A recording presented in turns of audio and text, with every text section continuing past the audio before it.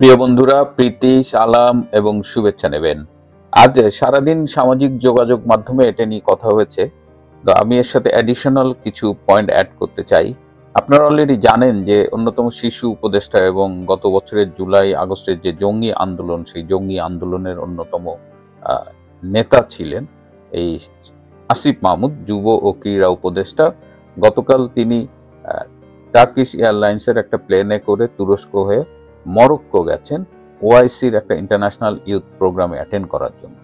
সেই মরক্কো যাওয়ার পথে এয়ারপোর্টেই এই তুলকালাম কাণ্ডটি ঘটেছে যে তিনি যখন ফাইনাল স্ক্রিনিং করে প্লেনে উঠতে যাবেন তার আগে দেখা গেছে যে তার ব্যাগের মধ্যে একটা গুলি ভর্তি ম্যাগাজিন পাওয়া গেছে।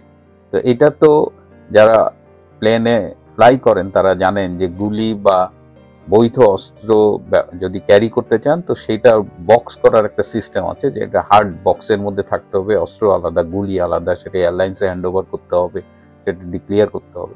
তো এইসব কোনো কিছু করেনি, উপদেষ্টা তার হ্যান্ড ব্যাগে করে গুলি ভর্তি ম্যাগাজিন নিয়ে চলে গেছে এবং যখন ধরা পড়েছেন, যখন ডিটেক্টেড হয়েছে, তখন বলতেছে যে আমি ভুল করে ব্যাগে রেখে দিছি। তো এখন এইটা অনেকগুলো প্রশ্নের জবাব দিয়েছে। সবচেয়ে ভালো কথা হলো যদি ঢাকা এয়ারপোর্ট পার হয়ে এটা তুরস্কে ধরা পড়তো তাহলে না জানি কি হতো। তুরস্ক তো নিশ্চয়ই তাকে এটা নিয়ে সহজে ছাড়তো না, হয়তো তাকে অ্যারেস্টও করতো। যাই হোক, এখন যে প্রশ্নগুলো দেখা দিয়েছে সেটা হলো যে প্রথমে যে এই উপদেষ্টার যে বয়স 26 বা 27, সে কি আসলে একটা অস্ত্রের বৈধ লাইসেন্স পেতে পারে কিনা, কারণ অস্ত্রের বৈধ লাইসেন্স পেতে হলে বাংলাদেশের আইন অনুযায়ী 30 থেকে 70 বছর বয়সী হতে হবে এবং তাকে যদি রিভলভার, পিস্তল বা এই ধরনের একটু বড় আর্মস নিতে চায় তাহলে তাকে অ্যাটলিস্ট আগের 3 বছরে প্রতি বছর 3 লাখ টাকা করে কর দিতে হবে। আর যদি শটগানের মতো ছোট অস্ত্র নেয় তাহলে প্রতি বছর 1 লাখ টাকা করে আগের 3 বছর তাকে কর দিতে হবে। তো বয়সেও এই শিশু উপদেশটা কভার করছে না। আর আমার মনে হয় না গত বছর বা তার আগে 3 লাখ টাকা করে সে ট্যাক্স দিছে। সে তো যতদূর শুনি মোটামুটি ফকিন্নি স্টাইলে ফকিন্নি ছিল, তো তার তো ট্যাক্স দেওয়ার কথা না। তো তারপরেও অনেকে বলছেন যে স্বরাষ্ট্র মন্ত্রণালয় চাইলেও যেহেতু সে উপদেষ্টা, বিশেষ বিবেচনায় তাকে একটা লাইসেন্স দিতেই পারে। এখন প্রশ্ন উঠেছে যে এটা কিসের গুলি ছিল। কেউ কেউ বলছে যে AK-47 রাইফেলের গুলি ছিল। এখন একজন এই শিশু উপদেষ্টা একটা AK-47 রাইফেলের লাইসেন্স পাইতে পারে কিনা, এটা নিয়েও একটা প্রশ্ন উঠেছে। আর আপনারা নিশ্চয়ই খেয়াল করছেন যে এই জঙ্গি নেতা কিন্তু গত বছরের আগস্টের পর থেকে প্রায় আওয়াজ দেয় যে মানে গত 5ই আগস্ট যদি শেখ হাসিনা সরকারকে তারা সরাতে না পারত তাহলে তাদের সশস্ত্র যুদ্ধের প্রস্তুতি ছিল। এবং এই ভিডিও ক্লিপ কিন্তু সামাজিক যোগাযোগ মাধ্যমে ব্যাপক ভাইরাল হয়েছে। আমি জাস্ট একটা ছোট্ট ক্লিপ একটু দেখাই। আমাদের তো এমনকি সশস্ত্র অভ্যুত্থানের প্রস্তুতিও ছিল। 5 তারিখ যদি আমরা সফল না হতাম হয়তো আমরা অস্ত্র তুলে নেওয়ার ঘোষণা দিতাম, এবং নাইট বাই ভিডিওবার তো রেডি রেখেছিল, আমিও কি ঘোষণা দিব সেটাও রেডি ছিল। তো এত অস্ত্রের আওয়াজ কিভাবে দেয়? মানে এই যে সশস্ত্র লড়াইটা করার প্রস্তুতি ছিল, সেই অস্ত্রগুলো কোথায়? সরকার বা রাষ্ট্র কখনো চেষ্টা করেছে সেই অস্ত্র উদ্ধারের, বা তাকে জিজ্ঞেস করেছে যে প্রস্তুতি ছিল সেই অস্ত্র কোথায়?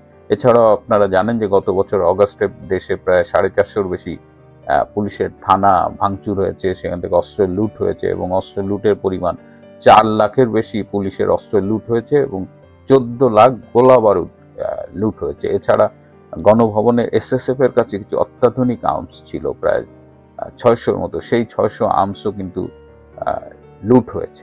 তো এই আর্মসগুলো কোথায় গেছে? সারা দেশে আমরা কিন্তু অস্ত্র উদ্ধারে তেমন উল্লেখযোগ্য কোনো উদ্যোগ দেখিনি। যৌথ বাহিনী বলেন, সেনাবাহিনী বলেন, কারো কাছে দেখিনি।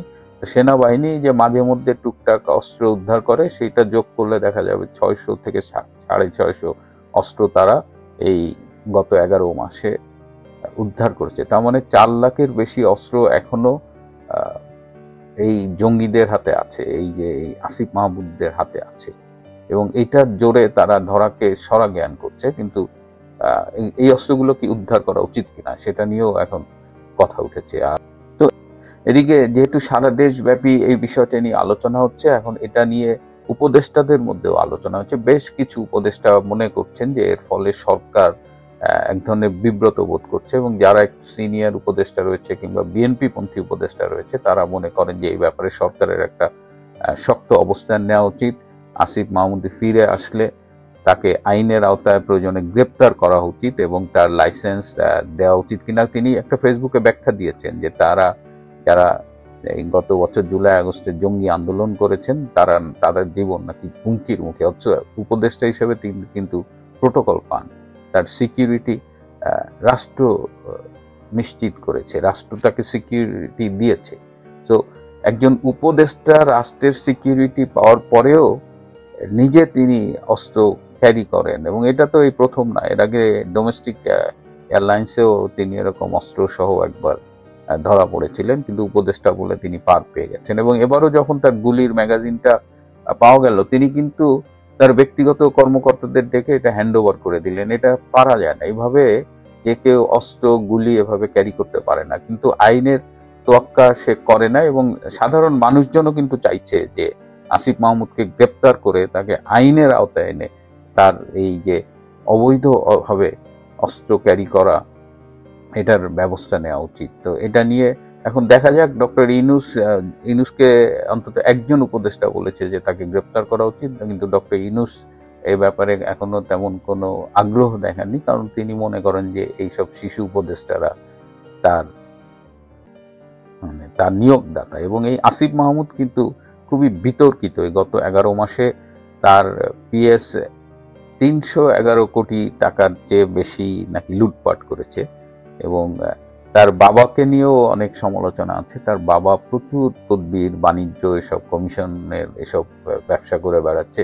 তিনি ঠিকাদারি লাইসেন্সও করেছিলেন ব্যবসা করার জন্য, কিন্তু পরে পাবলিকের তোপের মুখে সেটা সে ক্যান্সেল করেছে। তো এই উপদেষ্টাদের এরাই বাংলাদেশ চালাচ্ছে, এবং এদের হাতে পড়ে বাংলাদেশ যে কিভাবে অধপতিত হচ্ছে তার আরেকটি প্রমাণ আমরা পেলাম গতকাল। উপদেষ্টা পরিষদ বাংলাদেশে জাতিসংঘের মানবাধিকার কমিশন এর অফিস খোলার অনুমতি দিয়েছেন। আমরা যদি ভুলে না যাই, আমি এর আগেও আরো 2টি পর্বে এই জাতিসংঘের বাংলাদেশে অফিস খোলার উদ্যোগ নিয়ে কথা বলেছি, এবং তখনও বিরোধিতা করেছিলাম।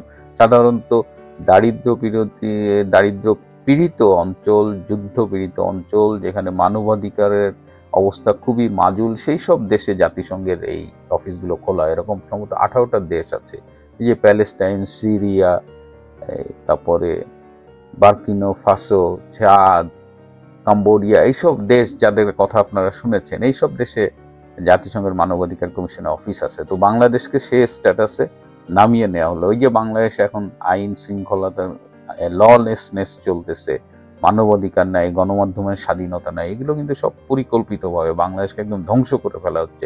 কথায় কথায় মব লিঞ্চিং করা হচ্ছে, মব ভায়োলেন্স করা হচ্ছে, এইসব করে একটা পরিস্থিতি তৈরি করা হচ্ছে যে বাংলাদেশে মানবাধিকার পরিস্থিতি খুব খারাপ। তো এখানে জাতিসংঘ আসো দোকান খুলো। এর আগে যখন শ্রীলঙ্কায় প্রায় 10 বছর সেখানে তামিলদের সাথে একটা সংঘর্ষ হয়েছে সরকারের, তখন কিন্তু এই জাতিসংঘ চেয়েছিল একটা মানবাধিকার কমিশন অফিস খুলতে, শ্রীলঙ্কা সরকার রাজি হয়নি। ভারতেও তারা বিভিন্নভাবে সময় চেষ্টা করেছে একটা জাতিসংঘের অফিস খুলতে, ভারত রাজি হয়নি। এমনকি এই যে জঙ্গি সন্ত্রাসী এলাকা পাকিস্তান, সেখানেও কিন্তু এই ইউএন এর হিউম্যান রাইটস এর অফিস নাই। কিন্তু ডক্টর ইউনূস বাংলাদেশকে এমন একটা তকমা লাগাই দিল যে এখানে এখন ইউএন হিউম্যান রাইটস অফিস খুলতেছে। আমরা বাংলাদেশ যেখানে 2041 সালে উন্নত বিশ্বের দেশ হওয়ার স্বপ্ন দেখেছিল, 2021 সালে যেখানে সে মধ্যম আয়ের দেশের মধ্যে ঢুকে গেছে, এবং 2026 সাল থেকে তার মধ্যম আয়ের দেশ হিসেবে ফাংশন করার কথা, সেখানে বাংলাদেশকে আরো বেশি দরিদ্র, আরো বেশি মানবাধিকার ও আইন শৃঙ্খলার প্রশ্নে আরো দুর্বল দেশ করে দেওয়ার জন্য ডক্টর ইউনূসের যে পরিকল্পনা, সেই পরিকল্পনা বাস্তবায়নে তিনি এগিয়ে যাচ্ছে। এবং আমি খুবই অবাক হচ্ছি যে এই বিষয়গুলো নিয়ে আমাদের রাজনৈতিক দল যারা রয়েছে, বিএনপি বলেন, কমিউনিস্টদের বলেন, জামাতে ইসলাম বলেন, কারো কোনো মাথা ব্যথা নাই। কেউ যেন দেশটার কথা ভাবছে না, সবাই যার যার স্বার্থ নিয়ে ভাবছে। বিএনপি তো সারা দেশে লুটপাট, চাঁদাবাজি, ধর্ষণের উৎসব শুরু করেছে, জামাতও শুরু করেছে বাংলাদেশকে পাকিস্তানিকরণ, মুক্তিযুদ্ধের সবকিছু ভাঙচুর করা, ব্যাংক দখল করা, এগুলো নিয়ে ব্যস্ত। এদিকে বাংলাদেশ দেশটার যে একদম পাইন মারা যাচ্ছে তা নিয়ে কারো কোনো মাথা ব্যথা নেই। আমরাই শুধু চিৎকার করি দূর থেকে, কিন্তু এইভাবে কতদিন কিভাবে চলবে, এভাবে চলতে দেওয়া যাবে কিনা, এর পাল্টা কিছু হবে কিনা, সেগুলোই দেখার বিষয়। প্রিয় বন্ধুরা, আজ এ পর্যন্তই। ভালো থাকবেন, সুস্থ থাকবেন। টাটা।